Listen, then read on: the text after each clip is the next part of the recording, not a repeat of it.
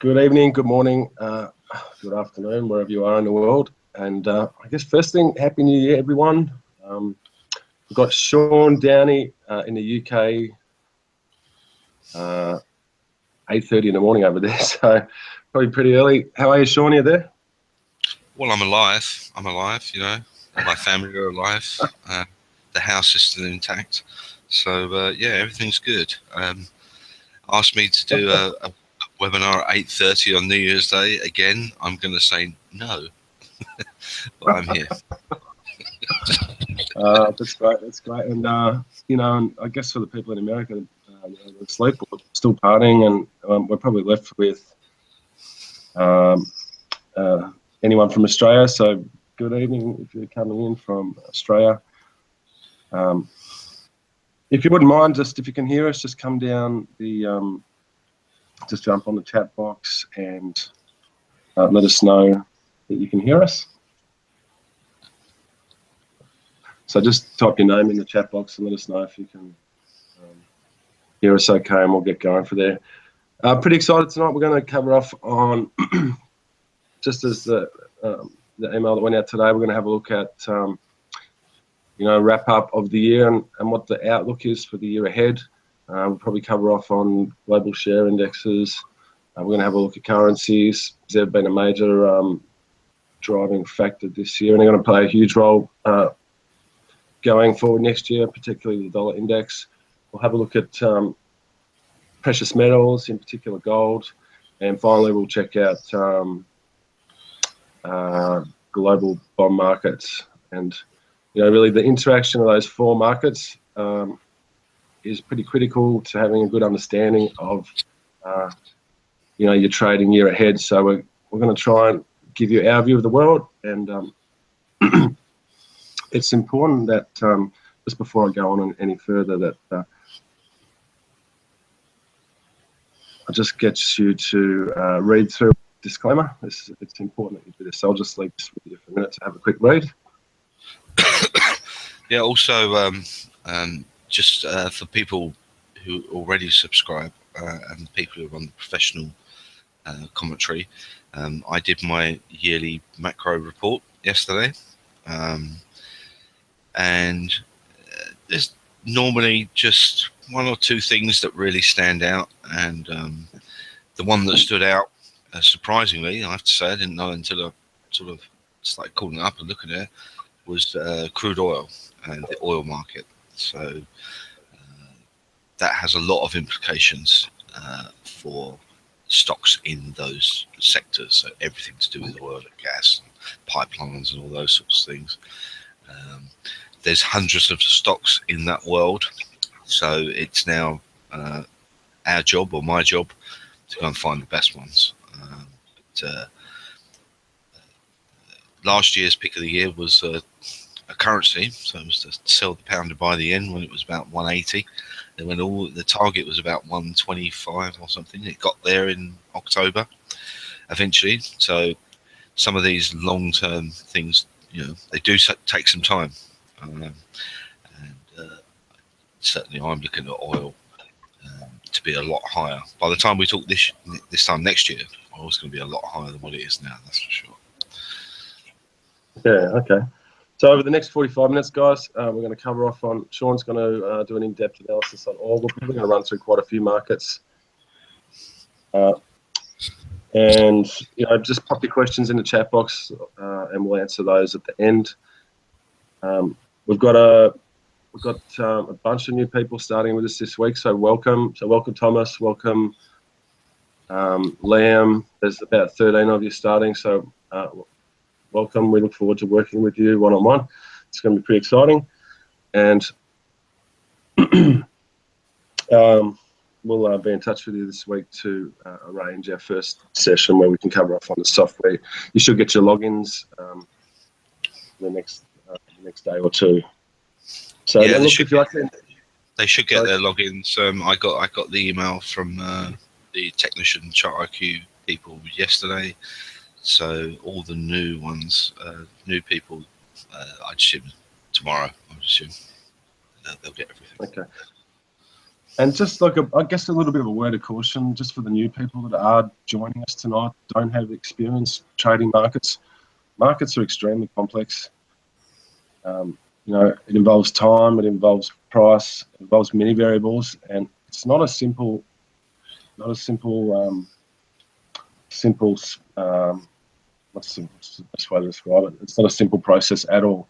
But what we've done is create a system that's simple enough for anyone to use. So despite the fact that we're going to take you through some fairly, you know, detailed and what may seem to be very detailed, you know, it may alarm you at how complex some of the analysis can be.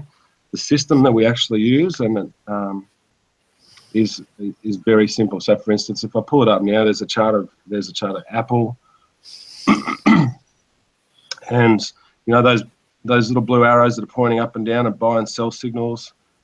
And for the new people that are joined, you've got access to the membership site, so you can go through and watch the videos to understand how the basic system works. But you know, this is about as simple as we can make it. But underneath the program and underneath what's gone into these signals and the stop losses and where to take profit, it's very complex.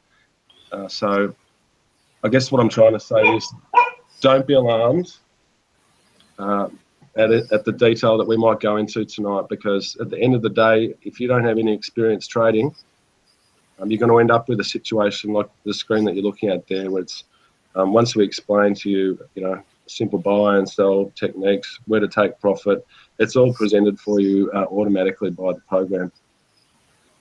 So don't worry. So I guess on that note, we might jump over to.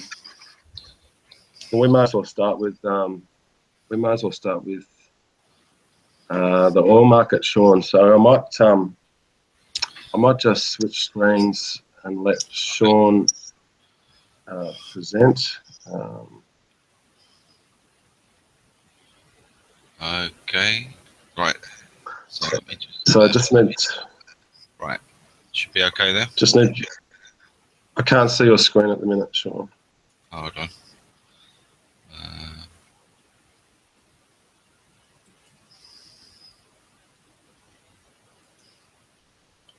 There we go. Starts to do its weird thing where it goes into the infinity.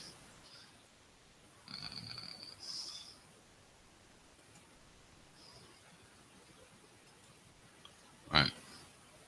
Is that coming up? Yeah. Okay. Right. So just for everyone, this is the professional software which is used by CQG, who I used to work for, and it's showing basically the same thing as what Technician or Chart IQ is saying. It's just showing it in a slightly different way. Actually, bizarrely, Technician and Chart IQ is more sophisticated. That's because it's 15 years later than what CQG is. So the thing that I'm showing you here is the crude oil chart, and all you really need to concentrate on the fact is the big two blue lines, and these are monthly resistance points. And one of the reasons that we wait to the end of the year is we're using semi-annual and annual and quarterly lines to project the next quarter, half year or yearly. And what's happened is the study underneath, you see that red line, which is the annual line, has suddenly held its value all the way through the year, and then it's collapsed down. And it's actually below price. And so what that is basically telling us is that supports have gone from resistance to support, so above the market and now below the market. And then if we look at the chart itself, then we've just got this final level, which is at 56.15. So we have if we're trading stocks, we'd like to see a weekly close above 56.15, and then there is no resistance in the report.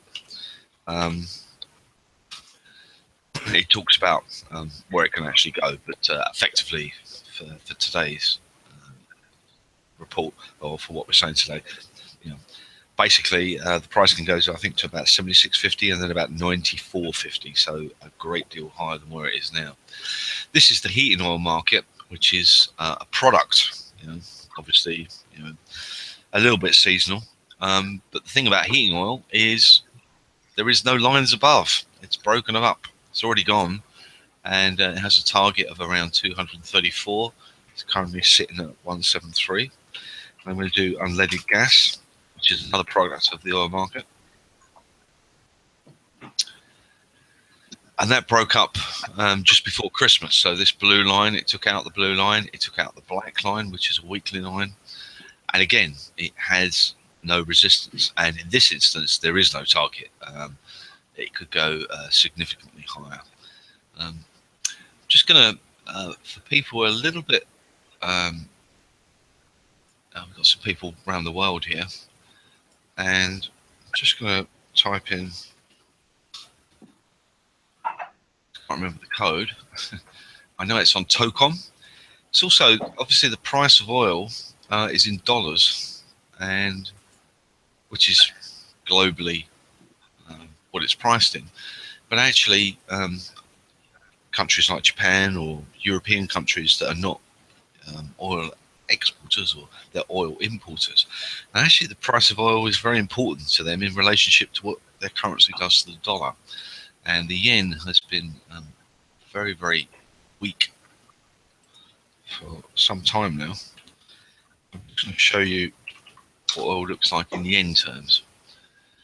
And it'll take a few seconds for it to come up. Oh, that was gas oil.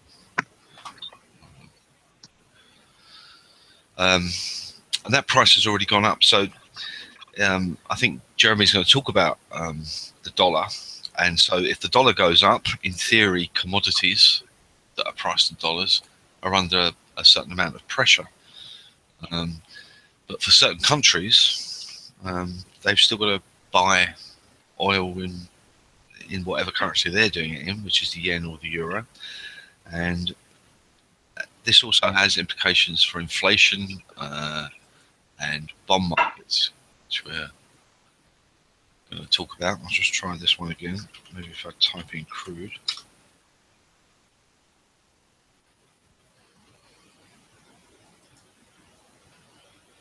There we go. TCO. There we go. TCO.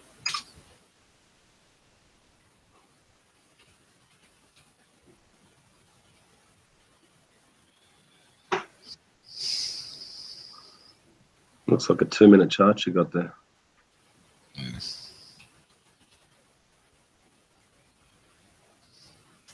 Yeah, it's New Year's Day. You better let me off, yeah? I don't know where I got the 2 from.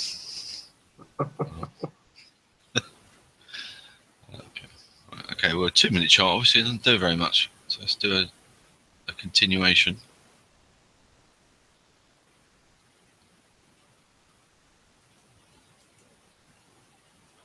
Just thinking about it. Yeah, so where it's priced in different currencies, it makes a difference. And I personally think this is quite a big thing. Going to talk about bond markets as well. And inflation is something that people have talked about since 2008. If you print all this money and you create quantitative easing, it's going to create hyperinflation, blah, blah, blah.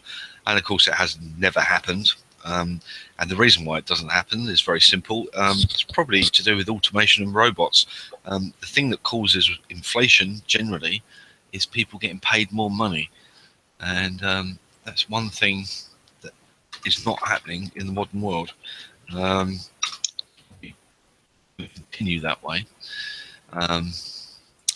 But anyway, if the oil price doubles, that does create some inflation, and that has implications for what's called the long end of the bond market. So ultras, T-bonds, booksals, gilts. Finally, I've managed to get my act together and get this oil in yen terms up. Already broke up a considerable time ago. So it went above, I don't know, 5,000. 40,000, and the target is 66,000. There's no resistance. So we do have some Asian traders. I'm not sure whether any of them are in a position to trade the Tokyo futures. If they are, then it's one to look at. So back to you. I better stop screen sharing. Let's just do that.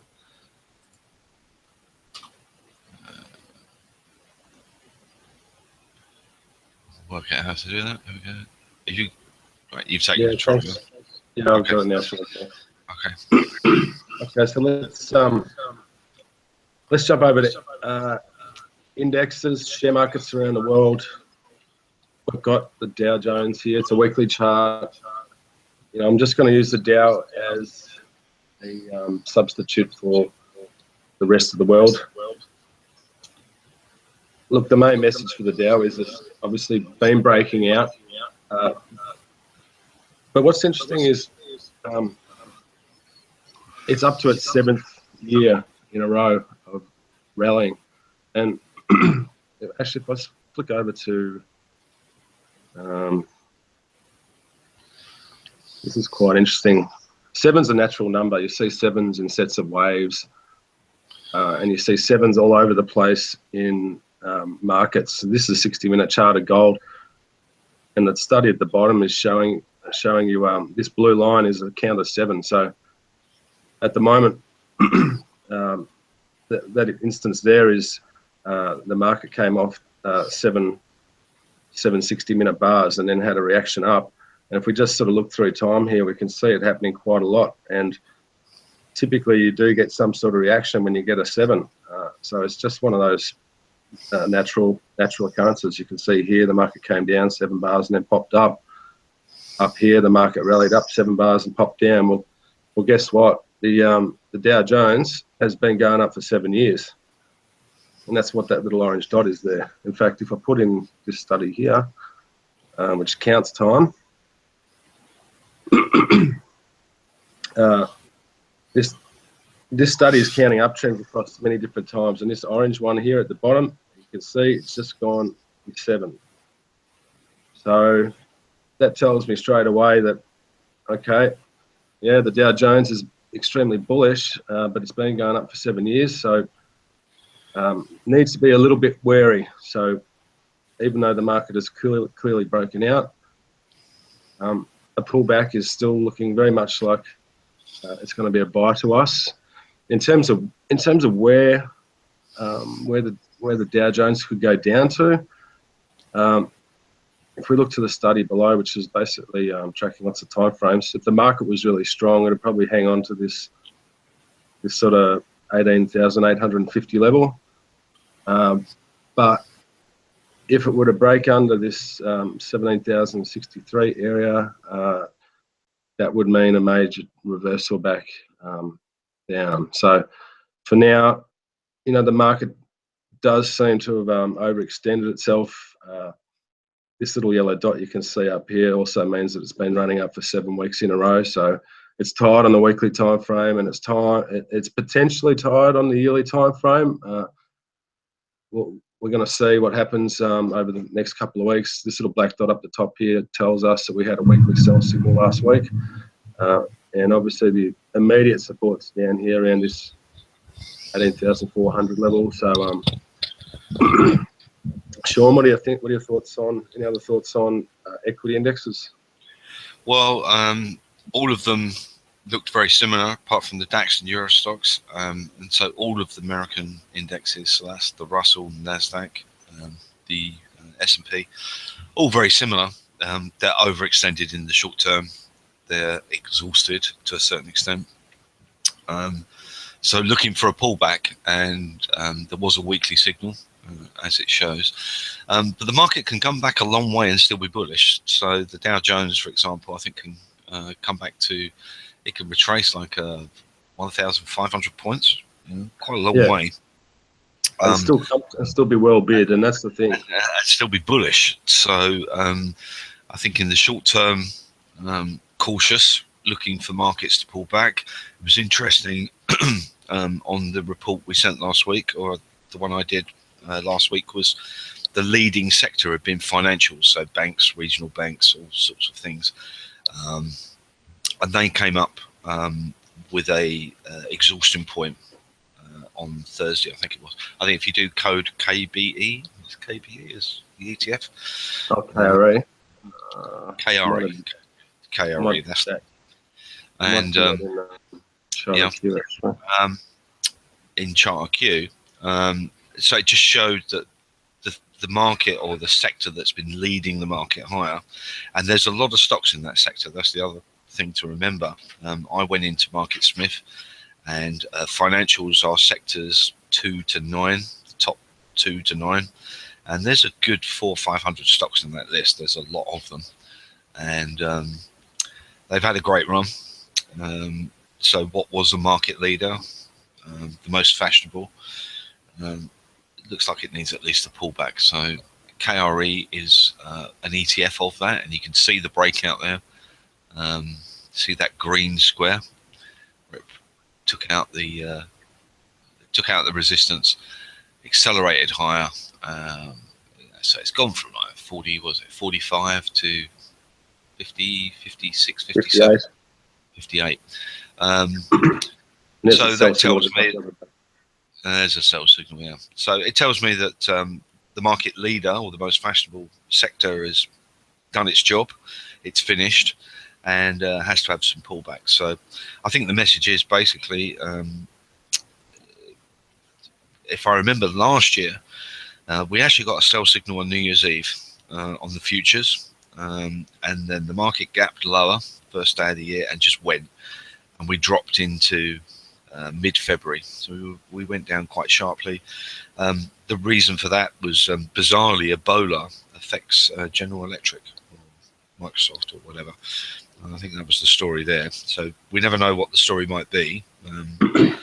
So ideal scenario is a pullback and comes back to the original breakout point, and lots of buy signals when it gets there. Yeah, and look, and I guess there's going to be a lot of people out there too that are going to be calling a major top. I'm waiting for this, to be the big sell-off that everyone was expecting. But I tell you what, if you look at the angle of those white lines there, they're telling you that the market is going up. So this pullback will get bought, and just like the others, it will turn around in due course. So, but a big gap, as Shaun has mentioned. We might just jump over back to. I wanted to touch on natural gas quickly, because that has been moving. And in fact, we closed, this is a weekly chart of natural gas, we closed the end of the month over this monthly support level. If we look to the bottom, we've got rising annual supports. The market is above rising long-term support, so the market's got a bullish framing right now, and the targets to the upside are pretty clear to see. They're a long way, so I think you start making new highs again, natural gas can rip. The major supports would appear to be around that 32 level. Yes, so natural gas was the other one that I put in the yearly report. It looks. Yep. Yeah. One of the things that the market would focus on is that I think the weather is extremely cold in America. I remember my friend in Chicago is bit of brass monkeys going on. So people start thinking brass monkeys. Yeah, okay. I think that's a Southeast London brass monkeys, but anyway. Let's keep flicking through the markets then. For sugar. Sugar, yeah. Sugar's interesting because we've obviously this uptrend that you can see here. That's just a one year reaction. What's really interesting is what's been going on before it, coming down for a long time. Count from the high here at the bottom. That's 1, 2, 3, 4, 5 years down. It's been, and we've now had a yearly reaction up. We're on top of long-term supports at the moment, so a major level at around 18.17. I think I started seeing sugar back under 18.17 or back under this trend line, then it's got a long way to fall in terms of support. But equally, you know, the market was to take out these immediate resistances around the 20 level and continue on up, then it's blue sky, and you know, you may end up, well, effectively doubling that and being up around here somewhere. So sugar is poised to do something. There's a good opportunity here on the break higher or the break lower, as far as I can tell. Sure. Yeah, I'm just going into my report because let me just scroll through. I know sugar was right at the end, and that was interesting. Here we go. What did I say? Right, okay. So the yearly report, keep it short and sweet. So I'm just going to read what I said. The dynamics have shifted considerably into the year end as support has moved to the lows, and steps, which is what Jeremy just showed there, have risen and are close and are strong support. Maximum bullishness sees 1889 hold. I think current price is about 100 higher than that, with an upside target of at least 2087 to 97. Holding above there turns the major trend up and heads for 2410, so a lot higher. So yes, there we go. Great minds think alike, I think, there, because it's using the same analysis, and it's had a move down, but basically it says it's going to go back to the highs of 2410. I didn't bother to write what would happen if it went above 2410. If it does that, then I'd be doing an update and see what else is above. But sugar was the first market, along with cocoa and coffee, that I ever started trading at 16. One thing I do know about sugar, if it wants to rip, it can rip, and it can definitely go a lot higher than 24. I think the all-time high is about 37, I think, 37 or 38, something like that. So a lot higher. Moving on to gold, that's the crowd favourite. We've been bearish gold for a long time. This is a weekly chart of gold, and the immediate things that stand out to me, you know, we've been in this down channel for quite some time now. As of last week, we had some support form down here at 1124. Don't be fooled into thinking gold is bullish just yet. If we look to the bottom studies, I know you probably aren't familiar with what they mean, but this little green line is the daily line, and these lines that I'm highlighting here are long-term. Well, because they're above the daily level, they're resistance lines. So effectively, what it's telling me is that the market is being weighed down by long-term resistance, and really, to clear that resistance, the market needs to get over 1250 to become, you know, bullish in any sort of long-term sense. So for me, equally, if it turns around now and fails at the top of this channel and takes out 1124, then you're just staring down at the crevasse, which is, you know, this 1000 sort of 50 to 60 area, and through there it just gets messy very fast. So I know in previous webinars we've touched on gold. The long-term trend of gold is up, believe it or not. So we're getting ready to buy it, but you know, this thing can keep going down for a long time. Everyone that got bullish over this year has been trapped and in the process of getting out. So those sort of yearly reactions that we've had this year can turn into nasty downside moves, and that's what we're kind of witnessing now. So for me, still bearish until we can take out this sort of 1250 level, 1257 area, really around there. There we go. I'll just read what I wrote. I said that gold has been under pressure for some time, with the only recent positive being the weekly support forming at the lows. Key resistance begins at 1212 with a massive zone at 1232, only moves beyond 1256, which is what you've got there. Turn the picture bullish, and that targets 1388, which was last year's high. The downside is far more interesting as breaks of 1124, so the recent low open up what is called a control point, which is something our subscribers are aware of, which is sitting at 1,000, which is a psychological level as well. So not surprisingly, if we got to 1,000, you've got to assume that you'd get some sort of at least a bounce. But if we go through there, it actually opens up $820. So I think for this year we're bearish, but it's going to come in to some point and switch the other way. So a little bit like crude. Crude was going down for a long time, and it was stepping down, and then suddenly the dynamics shift. And that's probably what we're expecting for gold. So for this year we're bearish, but at some point, once it's fallen sufficiently, then we'll turn around and go the other way. Yeah. Okay. So moving on to, I might jump over to currencies now. Start with Aussie dollar. Aussie dollar's been interesting. You know, it kind of, in many respects, looks a little bit like that sugar market where we've had this yearly reaction to the upside, and recently broken back down into the long-term down channel that we've been in for quite some time. You know, obviously the major level there is 68.09.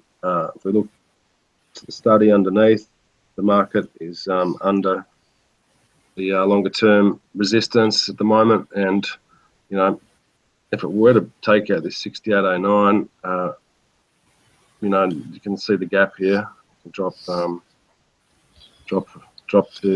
60 odd pretty quick. So no reason to be bullish Aussie dollar at the moment. Shaun? Hold on. Shaun? Well, at the moment, I mean, to me, it's a little bit under pressure. So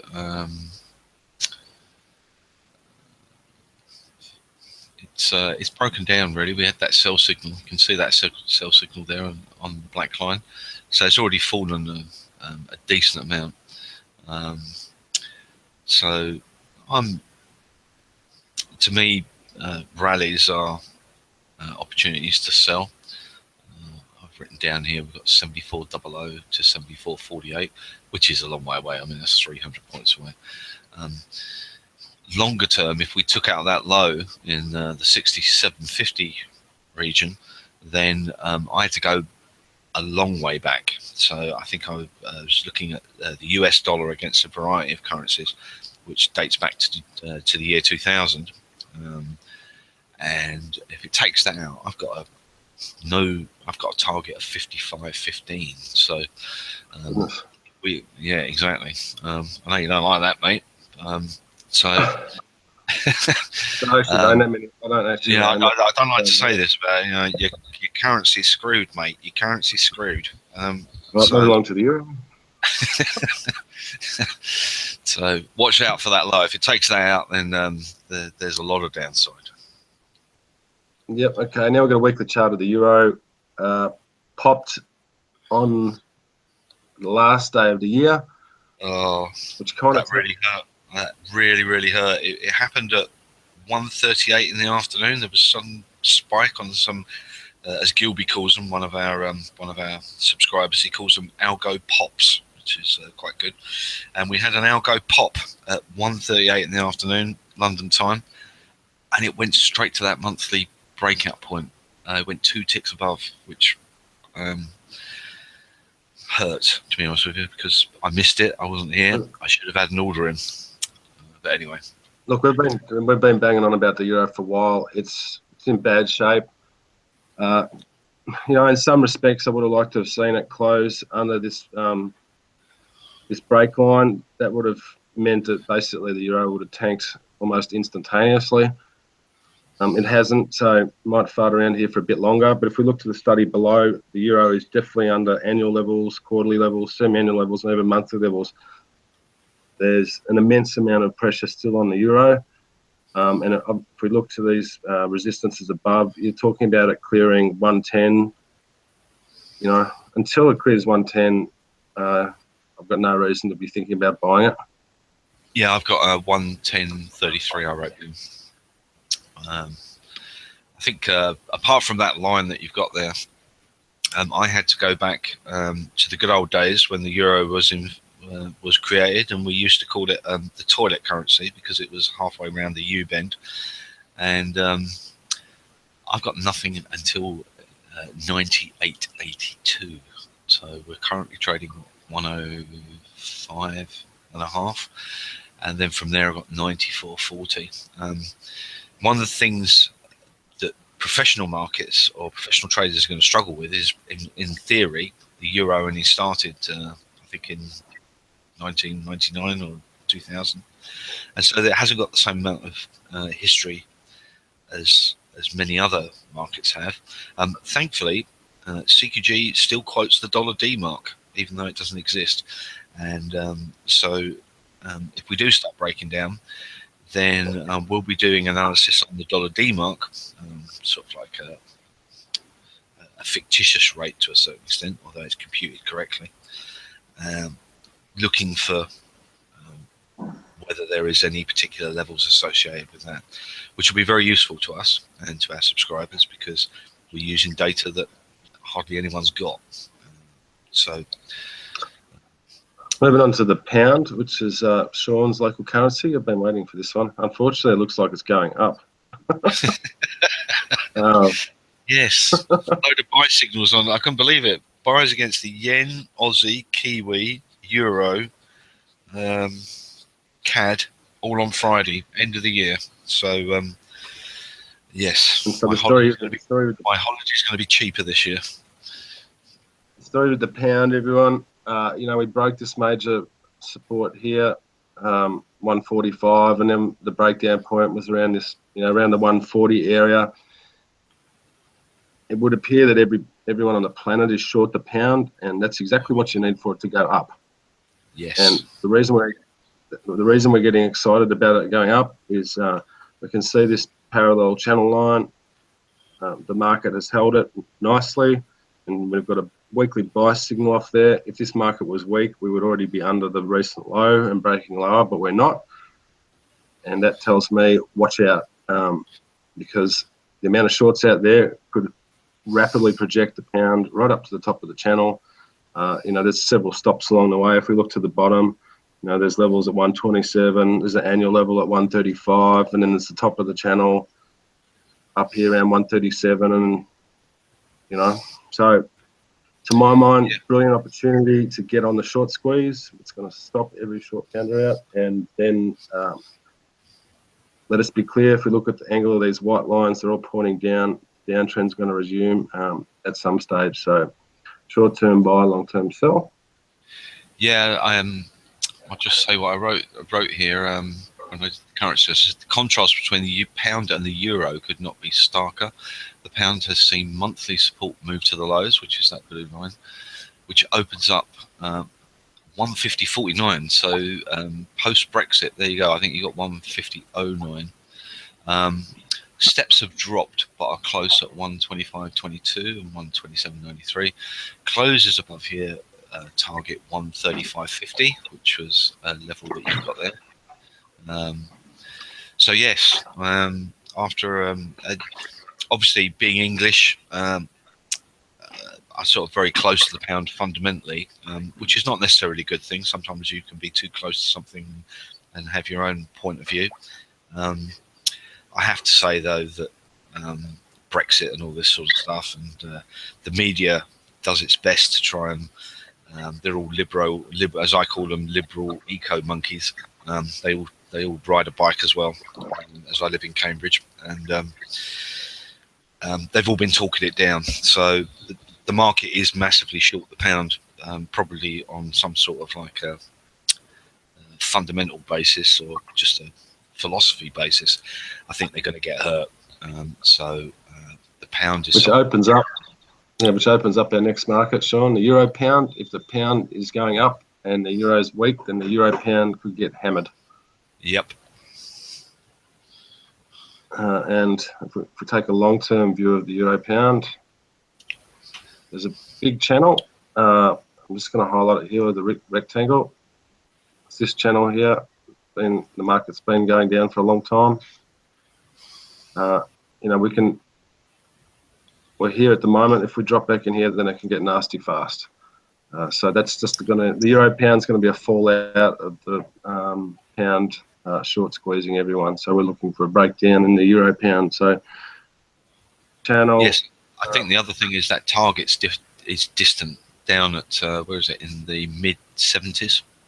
Yeah, even this channel line saying in the 66 at the bottom. Yeah. Yes. So euro pound. Nasty. Yeah, euro pound. If people are looking for some sort of fundamental reason, Brexit and all that sort of stuff, investment comes in to the pound and it comes out of Europe, in spite of what the politicians may say. And so there's some, there is a sort of long-term fundamental sort of reason for justifying something. It's not something I normally want to get too involved in, but in this instance, it makes sense. We've already seen in the UK, Nissan committed to increasing their workforce in England, building cars. Google is opening a great big office. So all the scare things about, oh, if we leave Europe, then it's Armageddon, simply doesn't happen. And in fact, it's going the other way. So structurally, there feels like a fundamental reason for the pound to do a lot better than the euro, and technically, it definitely looks like that. We've got moving on to the dollar index. This has been a trading safely crowd favourite. We've been calling this up for a very long time. We've added these. They're called range deviation pivots, and I'm just going to remove them so you can see what I'm talking about. If I add them back here now, what you can see for the dollar index is that we've effectively got 3 range pivots up and 3 range pivots down, and we're on a quarterly basis sitting at the top of the 3rd standard deviation up, which can be a point of exhaustion, or it can also be a breakout point. The market's moved extremely high. It's put in a weekly sell signal at the end of the year, and just corroborating evidence with the Dow possibly forming a short-term high. For me, it's possible we could see the dollar index pull back to some support level around this 102. Possibly even back to here to parity, but once again, it's still above long-term supports. All through here, 97, 98. If the market's strong, the market will fly out of here. So maybe some sort of short-term, what's the best way to put it? Maybe sideways to. Well, I think whatever happens through. Yeah, I mean, what I wrote. For the dollar index, it's the same picture as what we've got for US indexes, as the chart setup is similar. Steps have moved up significantly, but note that price can fall some way and still be very bullish. So exactly the same as equities. Yeah, so we can come back a fair way. So we're talking, what are your levels there, Shaun? Where could the dollar index come back to? Well, the market is. Well, the trend line that you've got there, so I think 101.98, and you've got the breakout point, so it can come back, a fair few way. It'd have to go, I think it's 97.60 before I'd actually say that it wasn't no longer in an uptrend. The thing that's interesting is we also use what's called market profile for very long-term ideas of distributions and trends, and provisional targets I've written are 107.60, so we're currently at 102.40, and 114.90. So again, looking for a pullback, and that's a buying opportunity basically. So short term a bit overextended, but come back. And I think it's important just to remember that those targets are a long way away. Yeah. So if we looked at the whole year, I think we traded from 93 to 102. So the target, long-term target, is 114.90. So it could move the whole lot again, so another 10 big figures, which would obviously send the euro below parity. So a little bit overdone, but there's no denying what the major trend is. Just moving on to the yen. So this is yen futures. So it's yen US dollar. So the trend for the yen US dollar is down. It's had a 1 year reaction up to the top of a long-term channel here, instantly rejected, and now we looked at the bottom study. The daily green line has moved back under all the long-term resistances, so the weight is down once again, which tells me, even if we were to any pop up in the yen futures is a sell, or conversely, any pullback in the US dollar yen's a buy. That's the main message there, and that'll probably coincide with the low in the equity pullback. Yes, in spot terms, for whatever reason they decide to quote the currency futures inversely. Spot terms, for those that are looking at that, we're looking at 121.85. Current price is about 118.5. Current price about 116.5. So there's still another 500 points on the upside. So a fair way to go. For the US dollar yen. Yeah, the spot is about another 500 up, and then we see what happens. For people who are on the subscriptions, I thankfully got taught Ichimoku, Inku, whatever, which is when you go to Tokyo, you go to Japan, you go to their dealing rooms, every single trader has the same chart up. They have a candlestick chart, and they have Ichimoku up. And so it's the ultimate in crowd following. There's a lot of nonsense written about putting Ichimoku on Western charts. Absolute baloney. The only reason Ichimoku works is because every single Japanese trader looks at Ichimoku. So thankfully, the head of foreign exchange at Mitsubishi about 20 years ago, I shared with him my Western knowledge, and he gave me his Japanese knowledge of Ichimoku. So the dollar yen has been something that we've been on probably since the summer. I think I can't remember when first got wrong that, but it's still bullish. 121.85. Yeah, and I know we were talking about sets of 7 before, and if you look down below these little pink dots, that tells me that the monthly up count got to 7 right into this downtrend line. So there's another example of 7s at the monthly time frame level kicking in, and that sent the market promptly back down. Moving on to bonds, let's have a look at 30-year US bonds. We've covered this before. Multiple, many, the yellow trend channel that we broke out of has been in place since 2000, I think it's 12. We broke out. You can see the rectangle there. We're closed under the major support at 151.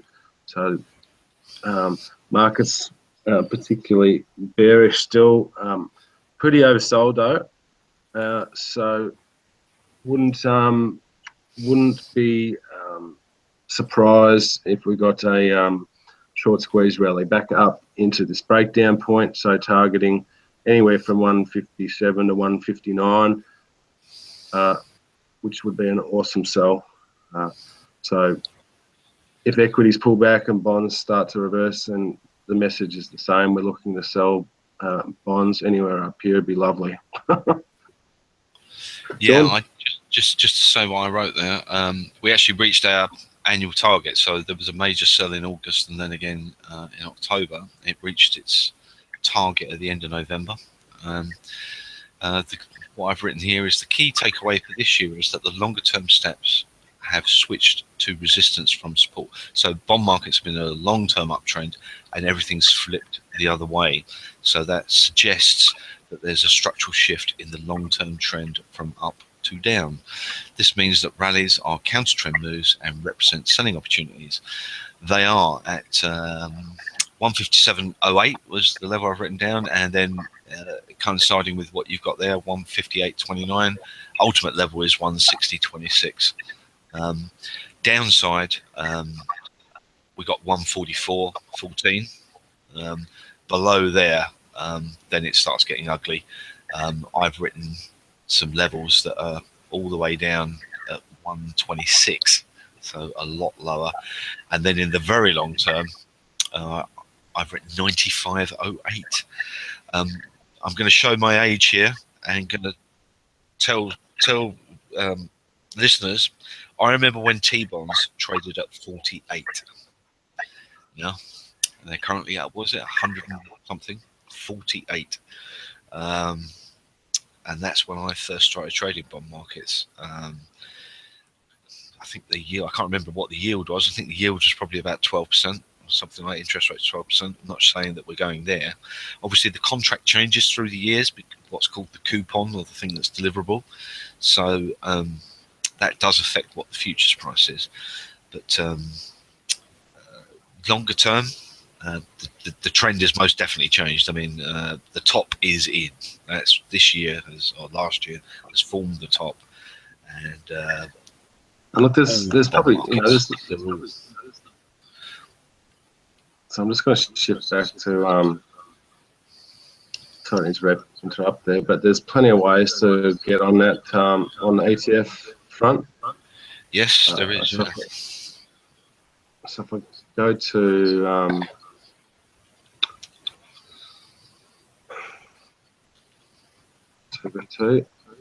TBT is an ETF that enables you. So if you buy TBT, then it goes up in value when bonds go down, and we can see it's had a really good rally here.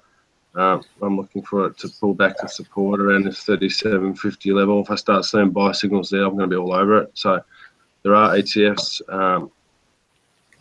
available, and we're going to let our subscribers know when that opportunity comes up. So I think for now, don't forget what I said earlier on. We've been looking at extremely complex sets of information. For the new people, I'm just going to revert back to what a beginner would look at. So to make you feel comfortable that it isn't actually that complicated, the final product that we have that we're going to offer to you. So I guess on that note, we might just hang around to see if there's any questions. We're going to get in touch with the new group of clients that jumped on board this week and work with them. It's going to be an exciting year. You know, the market could have, equities could have broken out, and the dollar index could have probably accelerated immediately, but it looks like that's not the case. So to me, that's just going to provide a great opportunity to buy equities later in the year, and at a lower level. So happy days as far as I'm concerned. Yeah, definitely. So yeah, look, if there's any questions, just I'll let you talk in a sec, Shaun, but if there's any questions, just type them in the chat box and we'll endeavour to answer them. But yeah, Shaun, any final thoughts? Well, final thoughts was really connected with oil, and talked a little bit about oil-related stocks, whether it's, there's all sorts of areas, oil and gas, and different sectors. So for our subscribers, we look at a piece of software that tells us which is the fashionable and unfashionable sectors. Oil's somewhere in the middle, so there's 197 of them. I think most of them are lurking around 100. So what I'll be doing over the following week, having identified oil as a major opportunity, it's somewhat fortuitous because it means it's very easy to find stocks associated with it. So I'm going to be going through, there's probably 400 or 500 American companies associated with that area. So I'm going to be scrolling through those and then setting up scans. So looking at the ones that are most interesting, and then waiting, obviously, for technician, what we've got here, to actually come up with some signals. Definitely looking for buying opportunities. So that's my focus for the next week. Unfashionable sectors are solar power. So looking at that, sure. Children's toys, Mattel, and I think it's Hommel. Hommel, it's called. So sectors that are unloved. So the bottom 10 sectors have been performing quite poorly. Also, things to do with hospitals. If you call up CNC, if you just get rid of that, yep, CNC. There was a darling 18 months ago. Yeah, went up for a long way, and we had a sell a few days ago. If you think about what the market's been doing, which has been going up big time, this stock's been performing particularly poorly since August. Gap lower on some results in November. It's rallied, and then it's given us another sell signal. So weak sectors are to do with probably Obamacare. They're worried about what Trump might do to it, I suppose. And a few other sectors. The ones that we're really interested in getting involved in is oil. If you do XOP is one. That's an ETF, general ETF on oil and gas. It's come off its highs recently. Yep. And there is a sell signal. That's a good example of where our analysis says, well, we're not interested in selling, are we? So there might be a sell signal in the system, but it's selling into support, really. And if you look at the chart, it's been sort of slightly going higher sideways for much of last year, but then it broke out a few weeks ago. So I'm looking for this to come back to those support areas, a little bit lower, around 41.5 or whatever, and looking to buy this ETF. So that's basically where we are. Yeah, exactly right, and that's a good point for those people that are watching. Like all those blue signals that are there, we don't. It's not an algorithm that we buy and sell every signal. We're very selective. Not every signal is a signal that we take. We like to trade at extremes. You know, when markets have been, you know, for example, if we were to say move into this 56 area, which is an annual level, you know, that's an extreme. That's something we'd love to trade. You know, down here we're buying support. We're not really interested in trading in the middle of zones like here. So what I'm trying to say is not all the signals that you look at are signals that we take. We're very selective about the ones we do. The point is that we take buy and sell signals at major support and major resistance. So most of these signals that are in these 5 signals here, 1, 2, 3, 4, 5, we just wouldn't be interested in them. So just that's probably something to be aware of going forward. We like to deal at extremes because that way the market comes to us and we're not chasing the market. So there, any other questions?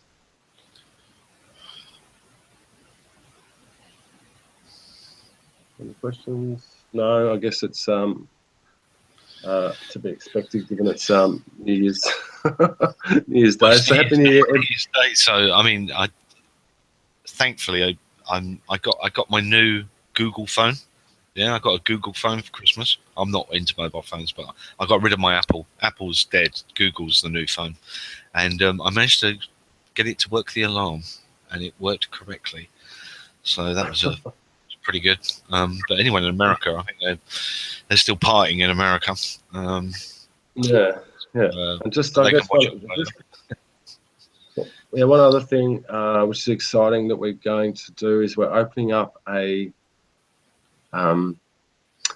closed Facebook group just for subscribers where we're going to be able to have so subscribers can chat to each other. They're going to be like-minded people, similar interests.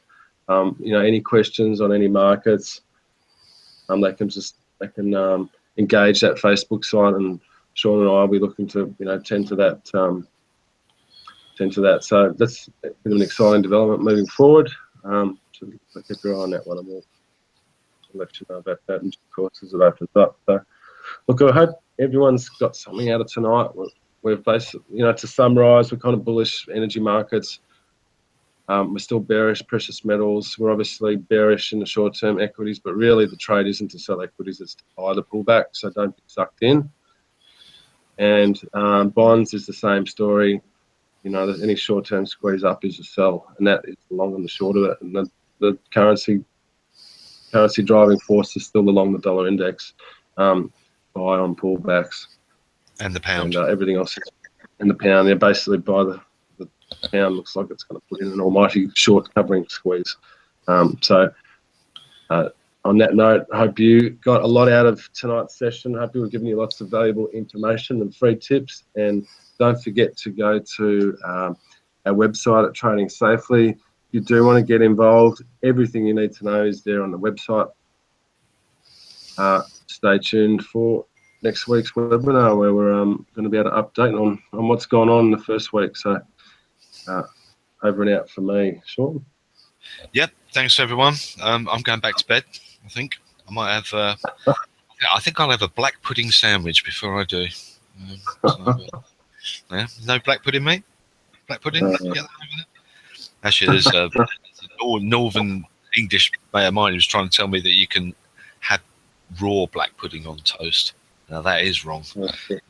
Now, mine's definitely going in the frying pan. So anyway, right, yeah. So so see everyone next week. Yeah. Yeah. Okay, Shaun. Happy New Year. And you. Cheers, yeah.